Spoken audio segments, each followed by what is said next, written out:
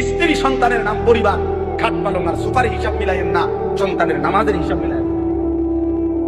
খাট দেখেন কিনতেন, সোফা দেখেন কিনতেন। ওরা 30 বছর বিদেশ করছে, 60 বছর কামাই রোজগারি করছে, বাজার করছে, ব্যবসা করছে, খেত খামার করছে। অন কিনছেন চাচা, শেষ বয়স হইলো, হ্যাঁ করছে হুজুর আল্লাহর রহমতে 4টা রুম দিয়ে একটা বিল্ডিং করছে। বিডি হোনা মানুষের, হ্যাঁ বিল্ডিং করছে, আল্লাহর রহমতে হুজুর আপনাকে দোয়ায় বিল্ডিং করছে।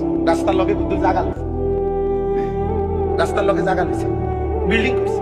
4টা রুম, 2টা বাথরুম, বাথরুম দিয়েও টাইলস। আল্লাহু আকবার, কত বড় নিয়ামত। এখন টাইলসের মতে কত বড় নিয়ামত আল্লাহ দিছে ওনার। ওনার বাপ দাদা আগে পূর্বপুরুষ মাটিতে পেশাব করতো, এখন উনি এখন টাইলসে পেশাব করে। এর চেয়ে বড় দৌলত আর কি দিতে পারে? 60 বছর সার্থক, আপনি এখন টাইলসের মতেন। এই জীবন, এই মুসলমান 60 বছরের এই ছিল হিসাব। কি বললেন এগুলো? বিল্ডিং এর হিসাব দেন কেন? সোফার হিসাব দেন কেন? জমির হিসাব দেন কেন? হিসাব দিবেন সন্তানের। আমার সন্তান নামাজ পড়ে, আমার সন্তান আল্লাহকে সেজদা করে, আমার ছেলে মেয়ে আল্লাহকে সেজদা করে, আমার ঘরের বিবি বাচ্চা পর্দা করে, আমার ঘরের সবাই আল্লাহর কোরআন পড়তে পারে।